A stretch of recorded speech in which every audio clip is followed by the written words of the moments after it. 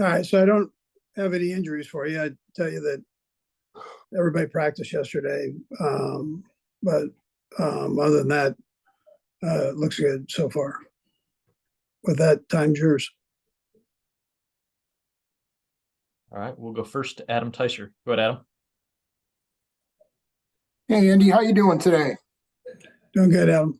Good. Hey, the seven wide receivers, do you see a role for all those guys as the season rolls along, or how do you plan to split up that playing time? And Brad, I'll have a second question as well. Yeah, so we're kind of going through all that now. There's a chance, though, that we have all seven up. Yeah. Okay. And Chris Oladukan, you kept him on the practice squad instead of Shane, or I don't know if it was a choice or not. Was it a choice, number one? And why did you make that move if it was? And what do you like about Chris? Yeah, so Chris is a good football player. He doesn't have a lot of experience now, but he's gaining it. And you saw his athletic ability and his arm and so on through the preseason. Did a nice job with that. Shane made a decision to go to Buffalo, and that it's a good new start for him. And I'm sure that's kind of what he was thinking about. Let's go next to Pete Sweeney. Go ahead, Pete.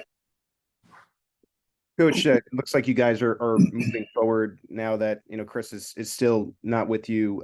Just what's the confidence level that you have with the defensive line room as is, and especially on the inside there, especially given the trade for Farrell? Yeah, so I would tell you that, you move on. I mean, it's as a coach, when the player's not here, then the next guy is up and rolling. Chris is a great player, but we've got other good players. They'll have to step their game up to fill the role of defensive tackle, defensive end, and so on. Everybody just has to play their best, and then you work through it. But to think that you're going to fill in for Chris, I mean, that's not what you're doing. You're just the next man comes up, and you try to utilize his strengths and let him get in there and play. And we've had success doing that. And so we'll do it again. I know the guys are excited to get in and play. Let's go next to Sam McDowell. Go ahead, Sam. Hey, Andy. Have you been given any indication one way or another whether or not Chris will be showing up over the next week? No. There's no indication.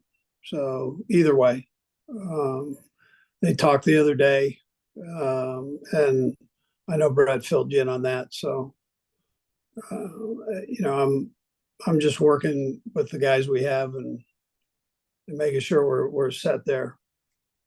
And then just whenever he might arrive, how long do you figure it might take a player who's missed all of training camp and all of this point to get back in playing shape to where you'd be confident putting him back in the lineup and on the field?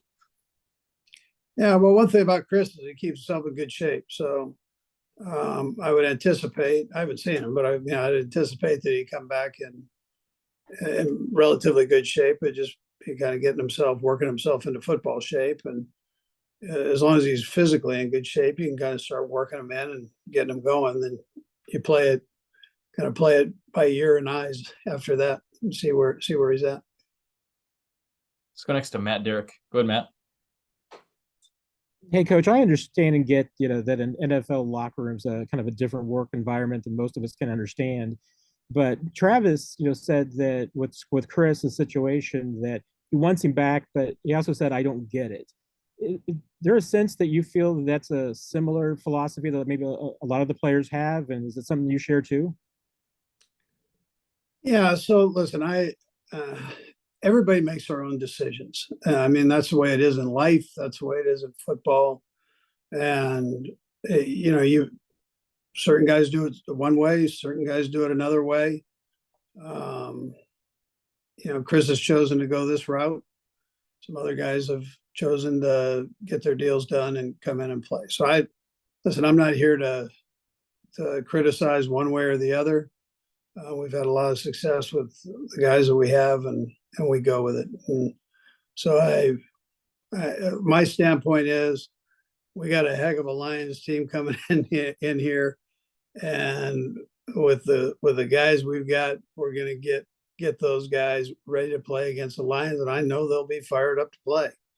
And other than that, I take the distractions and throw them out the door, and let's get on with what's real. And that means the guys that are here and the guys that, that the Lions, they're going to show up with a good football team. Looks like we've got two more. We'll go Nick and then Todd. Go ahead, Nick. And Brad, I'll have a follow-up here on this one. Andy, first for you, you've been on both sides of the field for Banner Night in New England in 2017 and then at home in 2020. What's that like, being on both sidelines, the event, the atmosphere and everything, and trying to kind of focus in on playing football after celebrating a banner? Yeah, that again, for us, once we got done with the ring ceremony, we've kind of focused in on the job at hand. I mean, there's a number of guys that, weren't part of that team. And so I've stressed about, I mentioned that before, and I've stressed to our guys, it's a new year. So the ceremony is probably more for the fans than it is for the team itself. I will be out there and do our thing, but like I said, we've got our hands full with a good football team and the game following up this ceremony. So we got to keep our focus on that, and that's where our energy is going. And then speaking of the Lions, kind of what, I know it's a new team, new year, but what's kind of stood out about you, either scheme wise or the team collectively in general so far?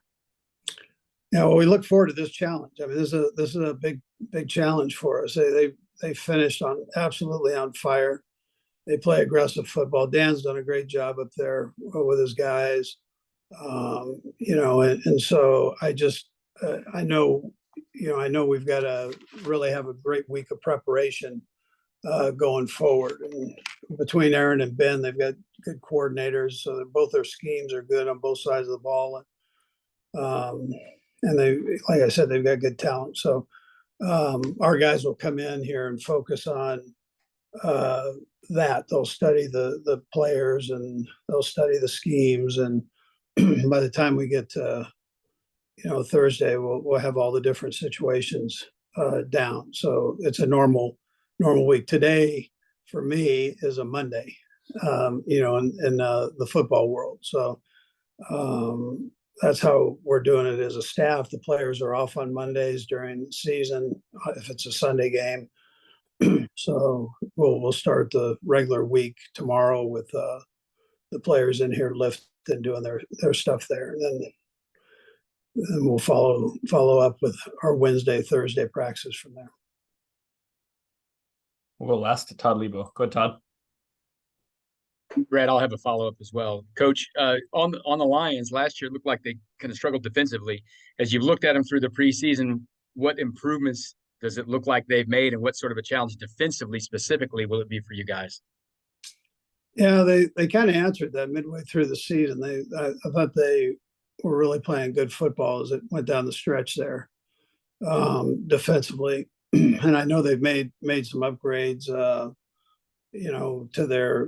to that defense. And some of the players we know, one of their safeties was in the Super Bowl against us. So anyway, there are players there that I'm familiar with that are really good football players. So we've got to be sharp from an offensive standpoint. Last thing for me on Chris, is there a point where you may want to get involved, or Brett may want to get you involved, or are you totally out of that side of that now that you don't have personnel stuff like you were doing in Philly? Yeah, I'm not going to get into that, whether I've been involved or not involved. I just, it's ongoing. I think Brett explained it the best. So, I mean, but it's an ongoing thing. We just, right now, obviously my focus is on, on what we've got here. And I mean, you guys been around me long enough to know how I roll with that. And that's where I'm going. I let Brett do his job, and the guys, his guys over there, I have full trust in them and the way they're going about it. So, Coach, we appreciate the time. Thanks for joining us. all right, guys, thank you.